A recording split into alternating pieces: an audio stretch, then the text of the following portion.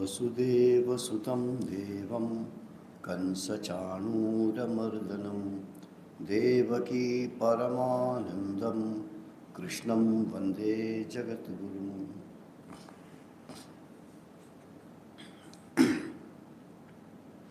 Since today morning I'm sneezing or something, so I kept the tissues. So, we started discussion on this part of Bhagavad Gita. This is one of the very condensed part where Sri Krishna describes the qualities of the person.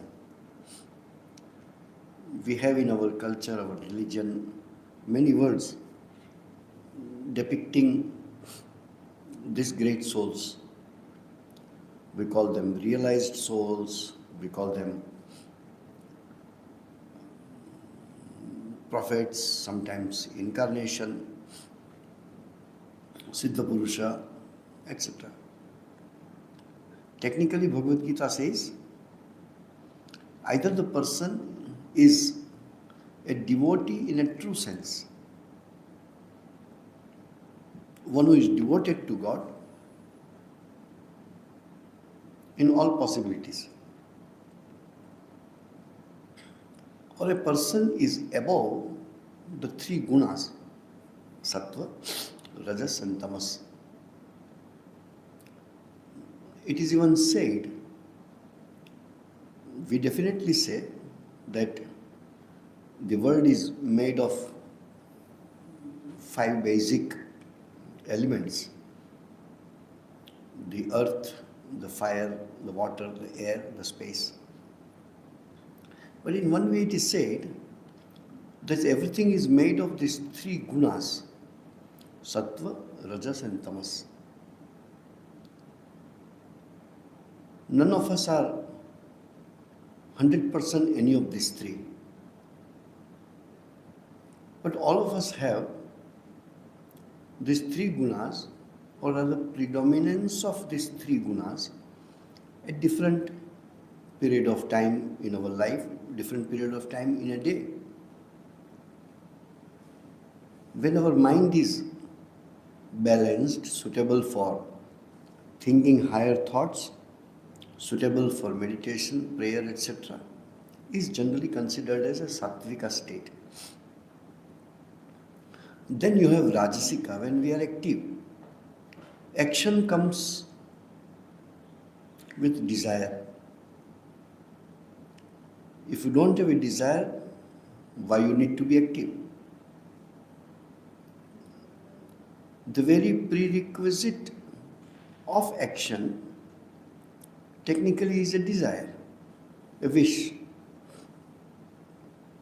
Unless you want to achieve something which you don't have, why you need to put an action? Why you to do an action, perform an action? So, rajas is that which is full of activity. All the progress which you see in a person or in the nation or in the society is nothing but manifestation of this rajas. Then there is tamas, or inertia, reluctance of doing anything, neither good thing nor bad things. When we go to sleep, that is called state of tamas. No activity, whatever good, whatever activity you think it is profitable, activity you think it brings happiness to me, everything becomes as if of no value when this tamas become predominance in your mind. We have different words to tell, oh, I am so tired that I want to sleep. Could be any reason. But the tamas, or the inertia, captures our whole existence. So we go to the state which is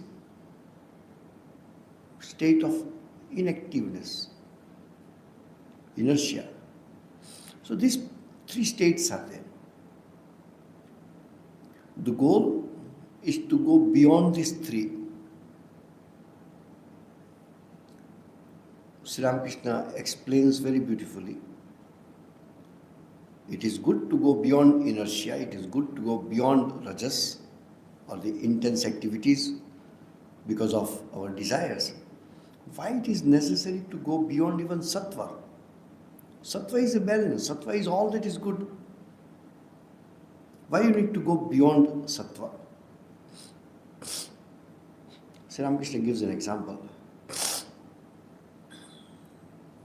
That a man was going through the forest, 3 dacoits caught him, robbed everything. One of them says, if we leave him like this alive, he may complain to police in future any time. Maybe he will tell how we look and all that and we could be arrested. Better to kill him. Another fellow says, we already robbed him, that is wrong. Now we kill him is another big sin. Let us tie him with a tree and we all run away. So they tied him with a tree and all the 3 of them ran away. After a few hours, the third came back. Oh, we are so sorry. They said, what sorry? You have robbed me. Yeah, that is our profession. We rob people. But I am not like those 2. I told not to kill. I even told not to tie. So here I am to open up all the ties and make you free. And he really did so. So the person says, sir, you are not a thief. You are a good man. And I don't mind even inviting you to my house, have a cup of tea and go. He says, sorry, I cannot come. Because I am part of that group of dacoits. Whether I am a good or not good, police will catch me because I am part of that. The meaning of this story, Sri Ramakrishna says, one who wanted to kill is called tamas, tamoguna, inertia. One who wanted to tie is called rajoguna, full of passion, activities. But one who came and freed him, it's sattva. But still, sattva doesn't have a right to go and be in the society with honor, because he also is part of these dacoits. The meaning of the story is, sattva also is guna. Today you are sattvika. Same sattva can become rajas and tamas. Actually, sattva and tama, sattvika and tamasika, apparently look same. If you are very sattvic, you don't have desires. If you don't have desires, you are relaxed. You are not impatient. You are cool. You are balanced. In tamasika, this person doesn't want to do any activity. Apparently looks that he is calm, but he is not. If there is too much light, we cannot see.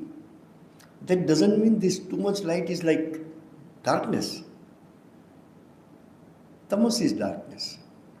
And sattva is like a bright light. So, it is necessary to go beyond these 3. Easy to say, but that is the sadhana. So, either you are a devotee in a true sense, either you are beyond the 3 gunas. And the third, which we discussed almost last 8 months, is called sthita prajna, sometimes called sthitadhi. One whose intellect is not only sattvika, it is established in God. This state is not easy to achieve. We do a lot of spiritual practice, but not all the time. When you are not doing spiritual practice, either you are involved in activities which could be prompted by rajas, prompted by your desires. And then you also have tamas. The more spiritual you are, though it is seen in the great people, we should not take it from other side, that one who doesn't sleep or who sleeps minimum is a great man. No. Insomnia is not the quality of a great man. But why do we go to sleep? Why we need to sleep? Generally, doctors will tell 7 to 8 hours you should sleep. That is 1/3 of our day. That is 1/3 of our life, or rather more. Because beginning 1, 2 or 3 years, we spend 16 to 18 hours in sleep. Again, in the old age, if you are fortunate to get sleep, you keep on sleeping. So, at least on an average, a human being sleeps 35 to 40% of his life. Just sleep. Then we have our own desires, passions, dearth, which prompts us to be active. Oh, I must achieve this, otherwise I am not happy.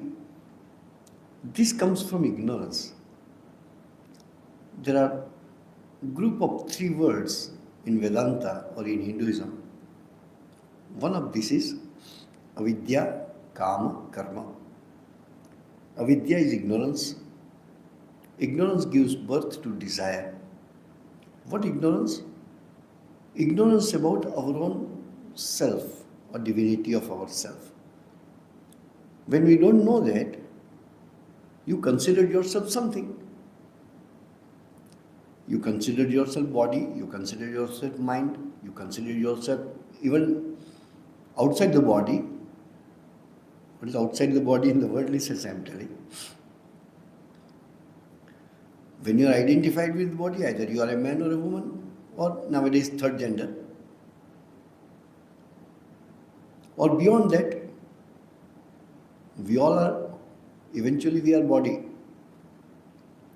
But then we put adjectives to ourselves. I am not a common man, I am a doctor. Oh, I am a monk. Oh, I am an engineer. Oh, I am very rich. Oh, I am very tall. Whatever. These adjectives, then we have comparison of it. Oh, he is so famous, I want to be famous. So people try hard to achieve something in the world. This ignorance, not realizing that I am Atman, realizing or rather understanding or believing that I am a body, then the body has its own. Once you consider yourself a body, then the series of desires will come. As soon as you consider yourself, there are beautiful incidents are there, or rather beautiful concepts are given.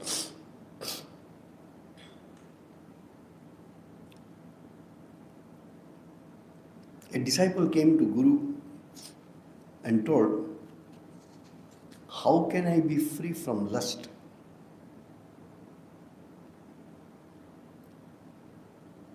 So the Guru says, you need to change your identity. As soon as you are a body, you are a man or a woman, as soon as you are proud of that identity, it is very obvious that you are attracted to the opposite sex. That's why you will find some great people impose on them the external qualities of the opposite sex, to be free from the attraction of the opposite sex. Not many examples in the history, but there are. Especially in the Vaishnava tradition. In Vaishnava tradition, nobody is a man, everybody is a woman. What you call man is not 100% man. Anyway, medically also told and otherwise also. So, Vaishnava says the Purusha is only one. That is Krishna, my Lord. Remaining all are Prakriti. And Prakriti is a feminine word, so consider it themselves as feminine. You may not have heard, but there is a beautiful story to understand this concept. There was a great woman saint. Never become famous in her lifetime. Maybe definitely few people knew her as a great person. Her name was Mirabai. She was a princess. She was married to a small king. But her mind completely was dedicated to God. And we are talking about 400 years before. She leaves her home in search of Guru and in search of God. 400 years before, a 24, 25 years old woman, she comes out of her house, the palace, and we know from where to where, and the distance is not small. Somewhere from Rajasthan to Vrindavan, it's a not less than 500 to 600 kilometers, if more maybe, not less. She is Vaishnava and she is a woman. So she loves Krishna. According to Vaishnava philosophy, Krishna is the Purusha. Krishna is a man. Remaining all are Prakriti, or a woman. Sri Chaitanya had two disciples called Rupa Goswami and Sanatana Goswami. Many were there. Two of them are quite famous. They are together called Rupa Sanatana. They come to Vrindavan. Another small information. What Vrindavan you see today, we also have a big center there. About 600 years before, Vrindavan was in the book. People didn't know where the real Vrindavan was, but must be in that area. That much they knew. It was Sri Chaitanya. Tomorrow is his birthday. It is Sri Chaitanya, when he went to Vrindavan, he realized, oh, this was Krishna's place. Oh, here Krishna did this. And being a realized soul, his realizations were considered true. And from that day onwards, present Vrindavan became Vrindavan. This is again a historical concept. This Rupa and Sanatana came to Vrindavan. When they came, they heard about this lady, Meera, and her songs are full. We also sing. Tomorrow also we will sing, maybe today also we will sing one or two. They wanted to see her. That she is a great spiritual person and we like to see. But they cannot see.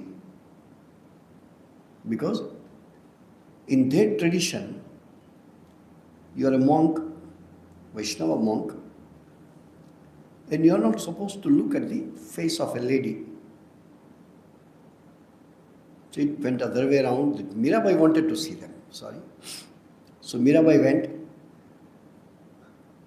The news came from inner quarters that thank you for paying visit, but we are Vaishnava monks and we will not meet any woman. Mirabai is standing outside the house smiled and told, now definitely I want to see both of you. Because I was thinking, Krishna is the only man, only Purusha, remaining all are women. I want to see where this second and third man came in this world. There is no man except Krishna. Then Rupa Sanatana understood that it is not the being a woman or being a man. And then they were ready to see Mirabai. So either you are a devotee in a true sense. We will discuss that too in future. The qualities of an ideal devotee.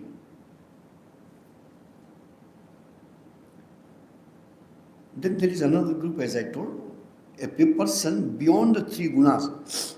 Sri Krishna discusses that too. And these few slokas which we read is qualities of a sthita prajna, one who is fully established in spirituality, in realization. If you remember, when we started about 8 to 9 months before, and that was second chapters, it started from 55th shloka, and this one is 71st shloka, almost 16 shlokas before. When Arjuna asked Krishna that when you are telling a person who is established in realization, what are his qualities? How he moves, how he talks. In short, how to recognize that person. Then Krishna starts telling about the qualities of that person. And the first quality which was told is again told in the last shloka. First quality was telling, Prajahati yada kaman sarvan partha manogatan. Partha, Arjuna,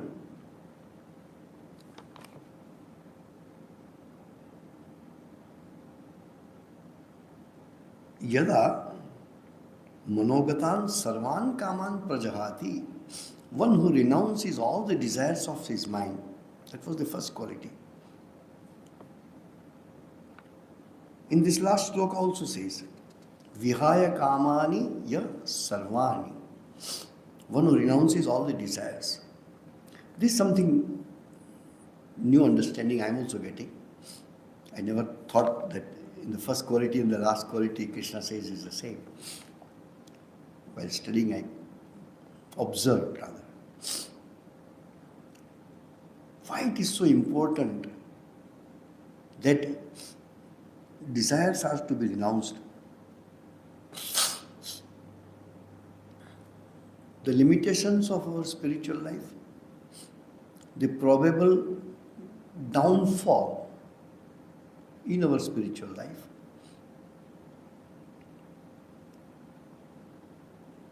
degradation in spiritual life comes only from this one point called desires. And it is even said, before it takes form of desire, desire is quite a gross form. That emotion, that I want this, is called desire.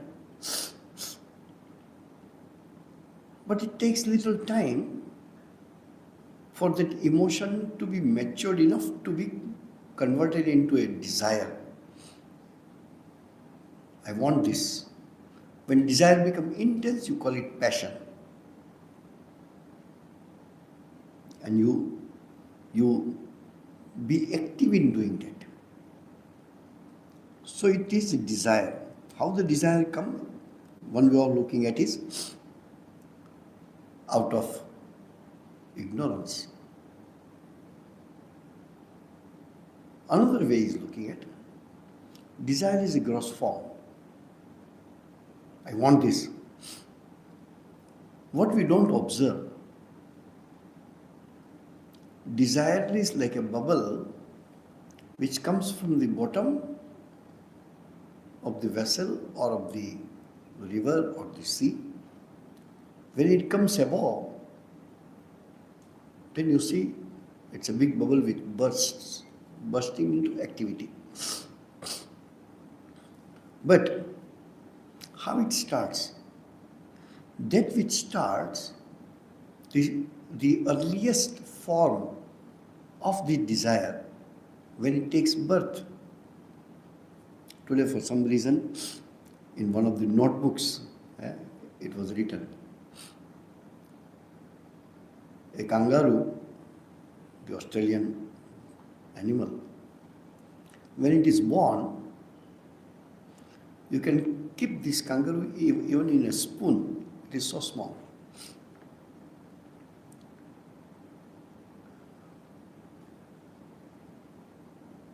If you have seen the animals which look so big, when they are born, they are very small. You have seen dogs? I have seen dogs like this when they are born, small, so small. Now we are all 5 feet, 6 feet and all that. When we were born, we were so small. Even when it becomes a desire, when it is born, it is too small. And the birth of desire is called sankalpa. Don't mistake with these words in Sanskrit. Sankalpa is a very auspicious word from one aspect. The meaning is the same. When we do puja, before homa, if you are sitting in front, he takes one spoon like something called kushi. Then we will put few things inside and then he will cover it and say a mantra and then put it down, etc. This is called sankalpa. I will do it.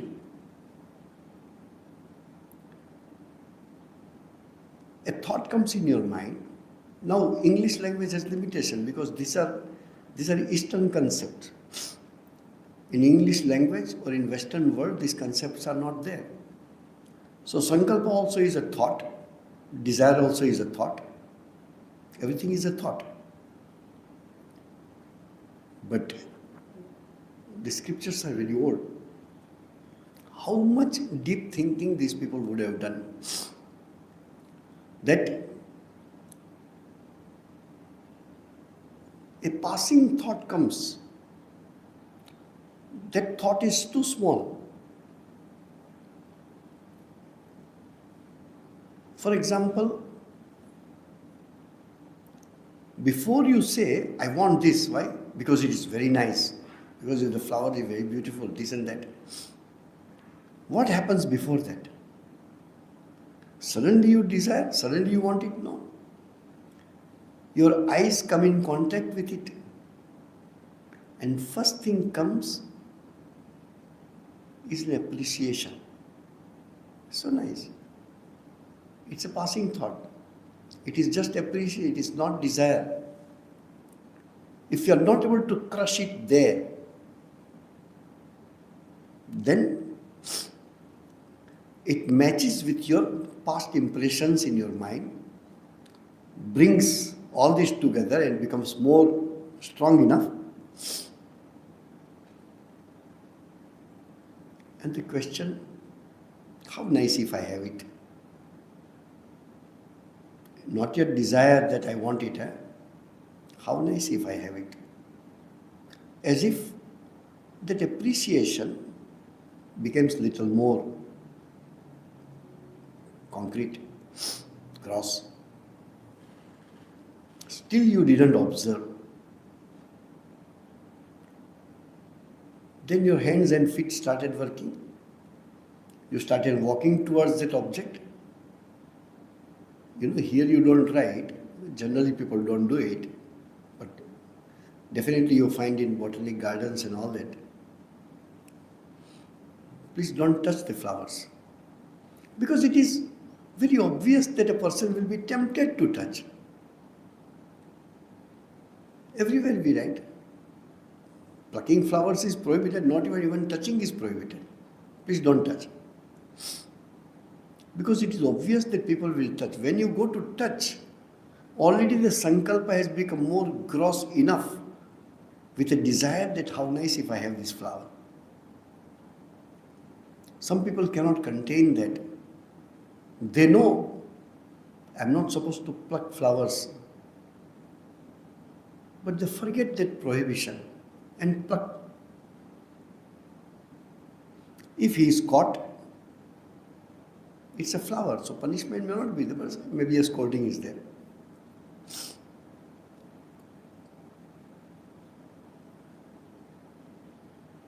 Few classes before we discussed, your 5 senses of knowledge comes in contact with the objects, and this contact creates thoughts in your mind, and you respond with 5 senses of action.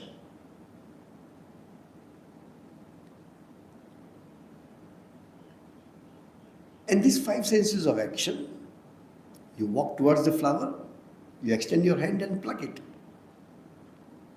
How it started? You just saw the flower.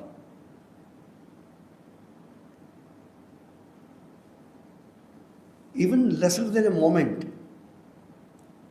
It was just process of seeing. Immediately appreciation gave a nice flower. And now your Google search engine and all that, they are so proud. You search for something. As soon as you click, enter, in less than a second, the results will come, especially the images. And if you observe, Google writes in every search, found this many results in this much time, 0.002 seconds. How smart it is. Our brain is smarter than that. You just came in contact. Contact means just entered. In the meantime, so fast it worked. You liked it, you appreciated it, a desire also came to have it, and immediately your body started moving towards it. Your feet went, your hand extended, and you plucked the flower or touched the flower. Our forefathers, rishis,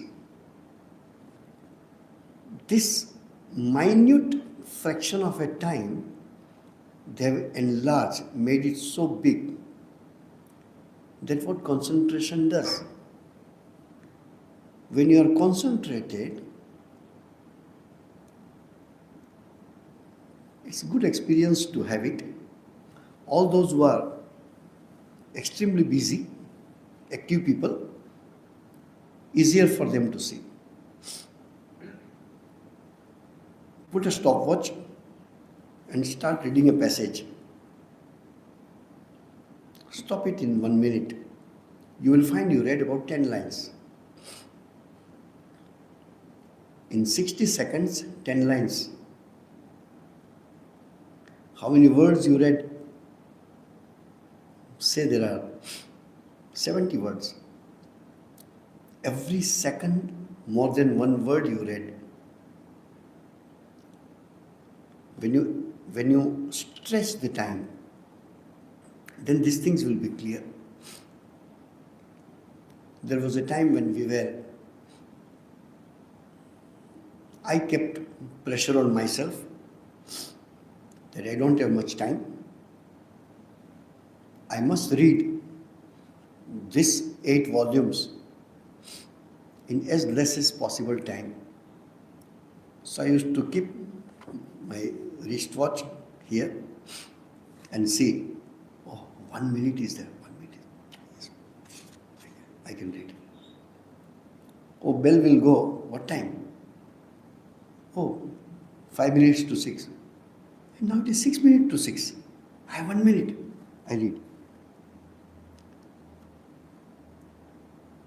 So 1 minute, which is nothing in a way, it goes very fast. That 1 minute, I can read at least half a page. So the time becomes, that small time becomes quite big. What is 1 second for all of us?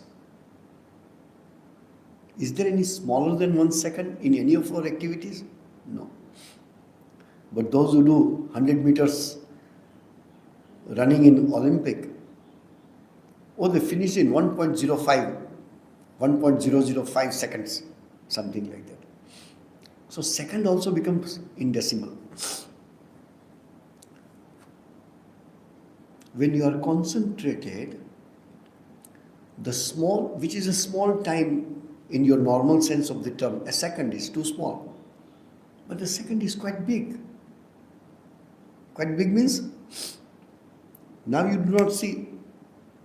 But in that state of concentration, you can very well feel that I passed 1 second. Just you pass 1 minute. Correct? 1 minute start, you wait. In the same way, it takes time to pass 1 second. 1 second remains 1 second. But second is so fast when your mind is scattered. When your mind is concentrated, second is a big unit of time. Think that 100 meters, they run for less than 1 minute. So in 60 seconds, 100 meters. In 1 second, more than 1.5 meter they run. In 1 second, 1.5 meter. That is almost 4.5 feet in 1 second. How many seconds per inch? 1 second is too big. 1 second is not a small period of time. But that you have to experience when your mind is concentrated. So, in a very less than a second could be, your mind passes through these 4 stages or 5 stages as people want to see it. Your organs of knowledge, senses of knowledge came in contact with the object. As soon as you see the object, how much time it takes for you to understand that it is flower? Have you ever noticed? I saw and I understood that it is flower. You recognized that as a flower. How much time it takes? Practically instant. It is not instant. It's a very small gap of time which your mind already travels within your hard disk and finds out the name and form which is called a flower. There was no flower. Flower came in front of you and you recognized as a flower. How you recognize?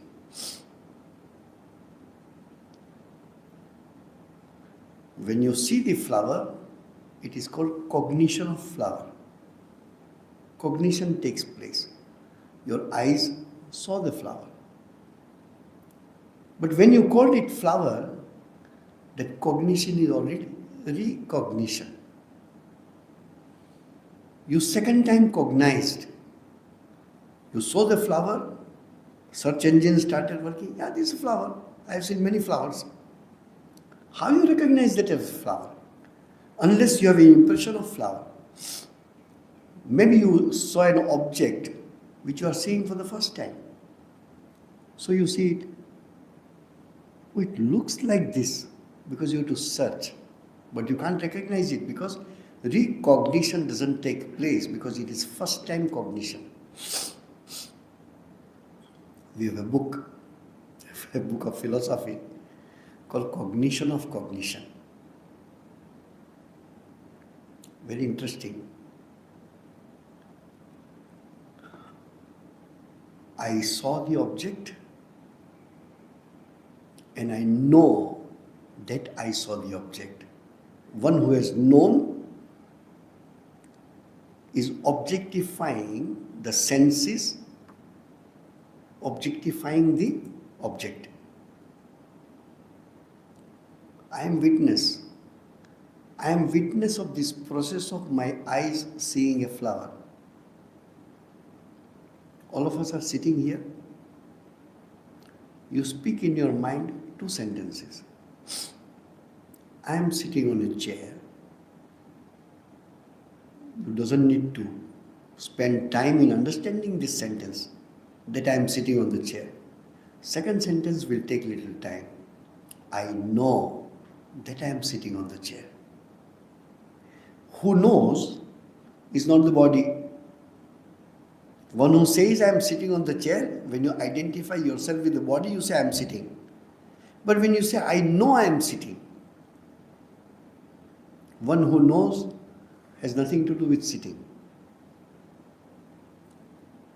That me, one who is observant of all my physical and mental activities, to identify with that me is the next step in our spiritual practice. Sometimes the ritualistic and social part of religions makes us feel that we are religious people. Same way, few things which are from the social point of view and activities point of view, I think I am a monk. You think you are a devotee. No, it's not easy. So on one level, your identification, I am sitting on the chair. Oh, I am a devotee. Oh, I am a monk. One who knows that I am a monk. I know I am a monk. Who knows? Has nothing to do with the monkhood. I know I am sitting on the chair. Who knows? Has nothing to do with this sitting. Body sits on the chair, not the knower. Knower doesn't need to sit on the chair.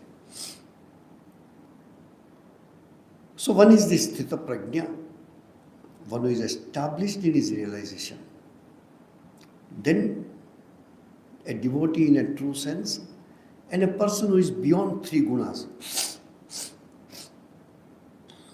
These are the three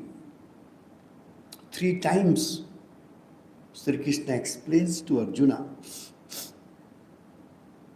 the qualities of that soul who has realized or who is advanced. This needs to be studied.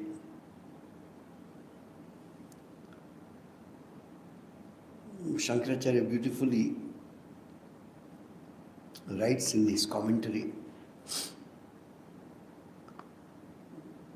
those which are the qualities of this Kritartha Lakshanani, the qualities of this blessed soul is spiritual practice for the rest of the people.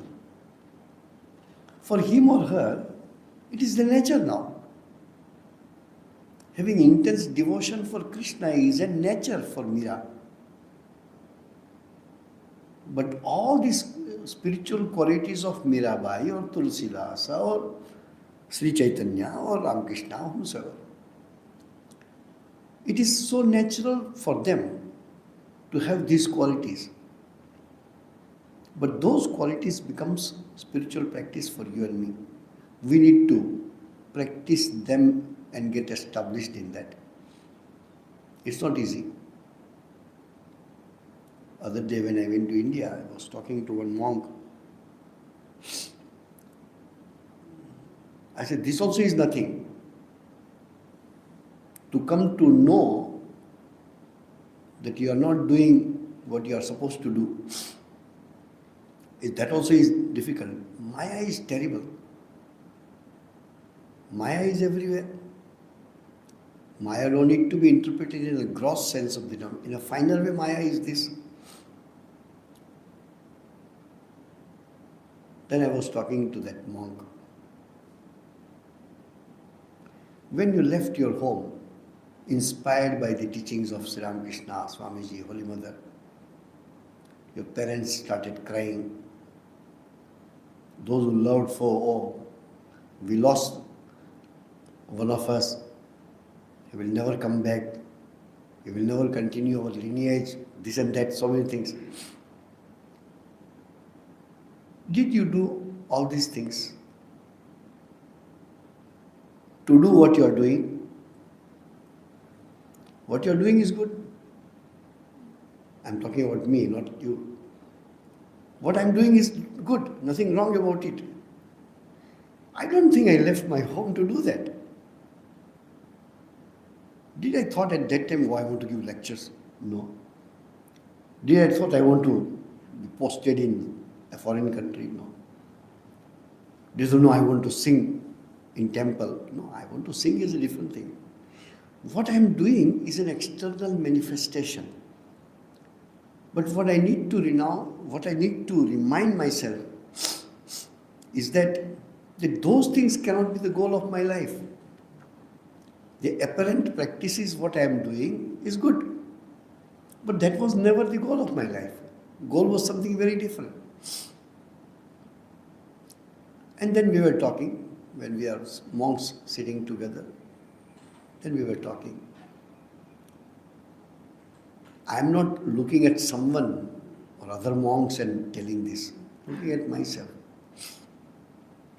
A life of intense austerities and tapasya. Sorry, I can't give myself so many marks. And that is Maya again. You know, there was a devotional song, some of you may remember. There was a great singer who has sung only devotional songs called Hariom Sharan. Hariom Sharan was in late 70s, he was a singer. In one of his songs he says, मोती लेने आया तट पे छिप से मन बहलाए. You came to the ocean to get the gems, but for that you had to dive deep in the ocean, which you are not prepared to. So you take all that is lying on a shore, the meaningless, cheap, and then you start collecting that. Has no value compared to gems which are hidden in the ocean. So let it be small, but it is good to remind ourselves in between that our goal is very high. Your sincerity will come into picture by not bringing down the goal, but rather blaming yourself in telling that I'm not doing as much I'm supposed to do. I don't bring down my goal and say, oh, I've achieved. In 9 years, 10 years, I became a monk, finished. No, that was not my goal. So idea is this, that Sri Krishna started this discussion of 17 slokas, telling to Arjuna the qualities of that established, realized soul. He started with this, Prajahati yada kaman sarvan parthamanogatan. And he ends with this sloka, Vihaya kamani yah sarvani. One who renounces all desires. The desire is an immediate representation of Maya in our life. Any desire other than the desire for God, desire for devotion, desire for liberation, desire for upliftment. Other than that, all desires are part of Maya. And all the desires we are supposed to renounce. Pumans charati nispriha. Spriha is also desire, other name of desire. Sanskrit is a language, is accepted all over the world by all the scholars as the oldest language available. And a language with maximum synonyms. One object has, how many names an object can have? The sun which shines in the sky, I think there are 35 or 40 names of sun. That is the beauty of Sanskrit language. So, Spriha, Tanha, Trisha, Vasana, Kamana, These are all the name of the same emotion which comes out of dearth. That if I have this, I will be happy, I will be fulfilled. That feeling, that emotion is called desire. So he says, Vihaya kamani sarvani pumans charati nispriha. He moves around without any desire, without any spriha. Then some more, 2 or 3 activities, 2 or 3 qualities. Nirmamo. The concept of me and mine. Nirahankara. Me. I, me and myself. Sashanti madhigacchati. All of us want peace of mind. That which disturbs our peace is only one thing, and that is desire. We need to think it. Just introspect sometimes. Just spend few minutes to think about it. If I want peace, what is that which doesn't allow me to be in peace? We sit in the temple, we sit in our home for meditation. What is that which picks me up from my seat and tells me to go out?